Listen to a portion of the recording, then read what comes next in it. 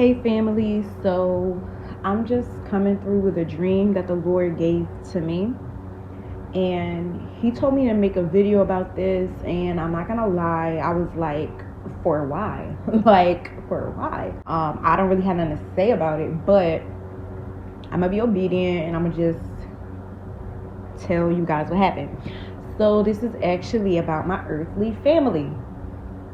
So, in a dream, I saw my earthly aunt, and she was talking to me, and she was looking at my earthly grandmother's boyfriend, which is not my grandfather.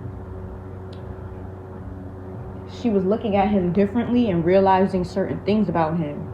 And then in the dream, she started like trying to console me and trying to like comfort me and all this stuff. And I felt like it was fake, but it was real. Like, she really felt like that, but I didn't like feel the sincerity, if you know what I mean. Like, it was more so like, why now do you want to try to comfort me and console me, and why now do you care? So it's like, I knew it was real, but I didn't want it anymore, I guess you could say. Like, I didn't care for her, or anyone for that matter, in my earthly family's care anymore. Like, I didn't care about it. Hey y'all, I forgot to mention this. So he is a whole creep, okay? He is a creep. He is a pedophile. The Lord told me that he has touched said person before. I ain't gonna say it because that's like just extra, but he's a child molester. So yeah, you gotta watch who you keep around your family, because you don't never know who is on some creep stuff. It doesn't matter how long they knew the person, none of that. Time does not matter. Time does not tell whether or not someone is evil. And this is why having God in your life is important, because He will keep you from those people. You will have discernment and you will not want them around you. All right, you would feel weird around them, and I always felt weird around him. Like, ew, ew. I just always had an unsettling feeling. Like, I don't want to be in your face for more than 5 seconds. And I really don't want to be in your face for 0 seconds, but you get the picture. Like, yeah, it's just like, Oh, y'all, can I just be real? I'm not being funny at all. I am not being funny.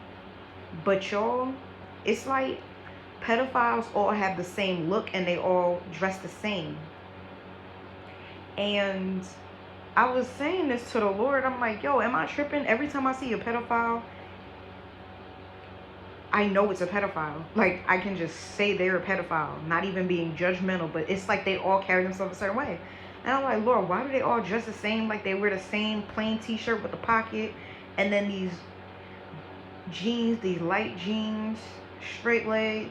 Like, it's just a certain look. It just is like kind of aggravating me, because I know I'm not tripping. And the Lord says so that they can cover up for each other. And I'm not really sure about what that means fully, but y'all, look at people deeper. Look at people on a deeper level. Like, even certain mustaches, I look at it and it's like, I could just tell. Like, it's like they have their own look. But I just had to throw that in there. So then I saw my earthly grandmother, and my earthly grandmother was trying to be all nice, and she was asking me, like, what do I want? She's about to go to the store. What do you want? And she was saying other things that I honestly don't remember. I just remember she was being OD nice, and she was being what she was supposed to be as a grandmother. Like, you was been supposed to act like this. Like, you was been supposed to care like that. You know what I mean? Like, there's certain things that she wouldn't do growing up. Like, this goes so far back, y'all don't even know the half of it. But growing up, it's like certain things you should have did when you stepped in and took that place as a mother, because my earthly mother was locked up. There's certain things she didn't do, and it's like she tried to do them, and it's like it was too late. Like, I was just like, in a dream, I was not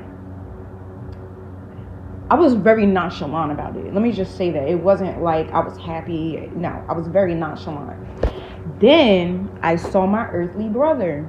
And my earthly brother was at a football field. And he was watching other people play football. And what happened was he was upset. And I hear the Lord saying, crushed dreams, right? So since he had dreams that were crushed because of whatever, okay, he saw me and he saw where I was going, and that made him jealous. That made him angry. Like, he's been jealous of me since we were babies.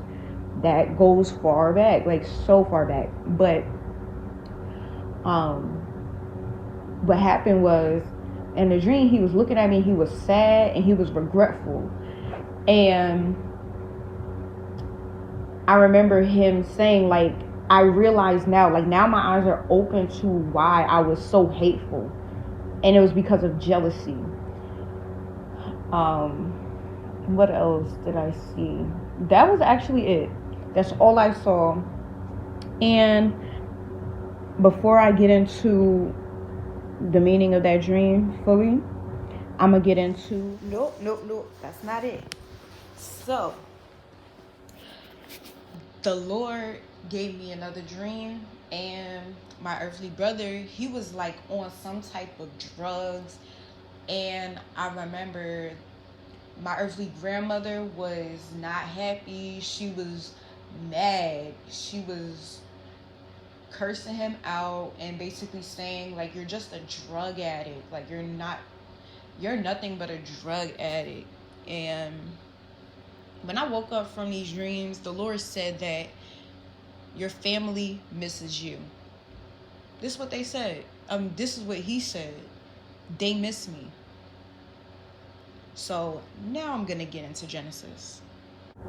Genesis chapter 42, verse 5. And the sons of Israel came to buy corn among those that came, for the famine was in the land of Canaan. And Joseph was the governor over the land, and he it was that sold to all the people of the land. And Joseph's brethren came and bowed down themselves before him with their faces to the earth. And Joseph saw his brethren, and he knew them, but made himself strange unto them, and spake roughly unto them. And he said unto them, Whence come ye? And they said, From the land of Canaan to buy food. So, where are you coming from? And they told them, the land of Canaan. They needed food. And if you don't know, a famine is when there is no food, which is what we are in right now, which is why they're feeding people squirrels, saying that it's beef.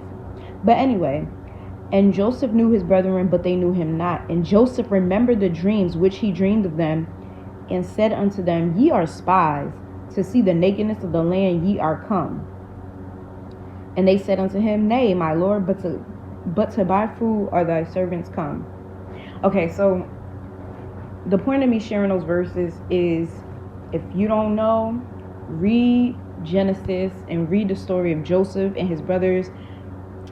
They threw him in a pit, and they were contemplating on killing him, but then they were like, you know what, we ain't even gonna do that. We're not gonna kill you. We're just gonna throw you in a pit, and somebody will come, like, kidnap you or whatever the case may be. Like, whatever happens. Like, as long as it's evil, I'm satisfied. So this literally reflects my life. Like, pretty much every story reflects what I've been through on my walk with the Lord. Like, I have yet to find a story that didn't literally replicate my life. But the point is, Joseph was thrown into the pit by his brothers, and he ended up becoming governor. Okay, so he went from the pit to the palace just by them doing something so evil. So what they meant for his evil, God worked it for his good. And that's what's happening with me. What they meant for my evil, God is working it for my good. And the thing is, they weren't even evil enough to kill him. This is the time we're living in right now. Like, these people, they were evil, don't get me wrong, but they weren't as evil as my earthly family. So what's going on here is that in my family, they plotted on getting me sexually abused, and they wanted me to die. So that's what they wanted to happen to me, and it failed. And I'm going from the pit to the palace, literally, Queen of Nazareth. And the Lord will make your enemies have to come to you. The Lord will make your enemies bow down to you. They came and they bowed their faces to the earth, didn't even realize it was Joseph, their brother, that they threw in the pit. And they were regretful. They were very regretful for what they did. But it's like, y'all. Forgive your enemies. Yes, forgive your enemies. But forgiving does not mean that you have to stay in contact with people. When it comes to certain stuff, you can't just overlook it, okay? Like, you can't overlook somebody trying to kill you, somebody trying to set you up to be sexually abused. Like, that type of stuff isn't normal. That's what it was. Thank you, Lord. I knew it was more to this. So the Lord said, lifetime is dangerous.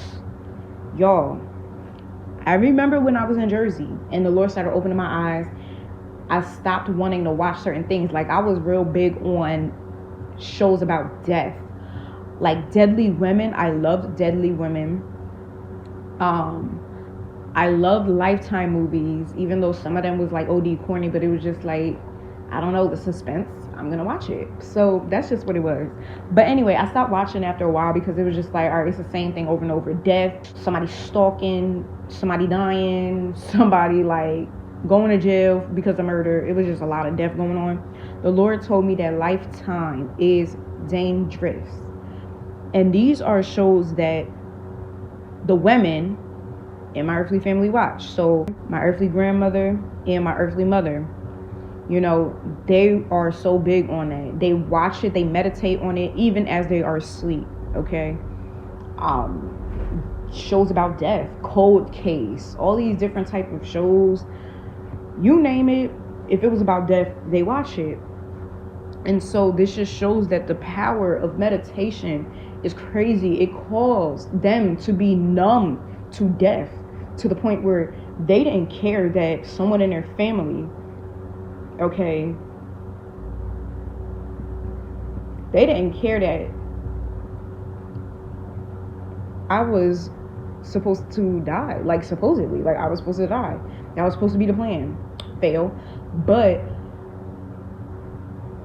y'all, desensitization. People are so desensitized, and it's because of TV. Brainwashes people to be desensitized. Because look, think about it like this: people that shoot people on the streets, they're very desensitized to death.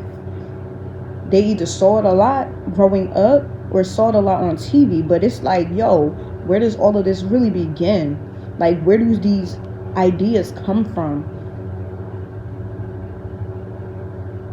This world is desensitized to a lot of things. Like, y'all, just like I told y'all before, I saw somebody who I was close to a while ago. They posted something on Snapchat, and they were in New York, and this guy was gushing blood, literally, in a telephone booth, about to die. And instead of calling an ambulance, they posted it on Snapchat and said, yo, they out here dying. They out here dying out here. And as if it's supposed to be like a joke. As if it's like nothing. Like, that person means nothing. Like, what happened to caring about other people, regardless of whether or not you know them? People are so desensitized. But if that was your brother, if that was your uncle, cousin, you would have been on your knees crying. But people are so desensitized that it's like, oh, well, if it ain't my family, I don't care. Like, no. People are so desensitized.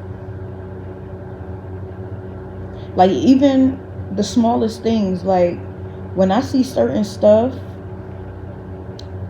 it makes me back up. Like, I don't know how to explain it, but like, I cringe at it, okay? Certain stuff I cringe at and people laugh at.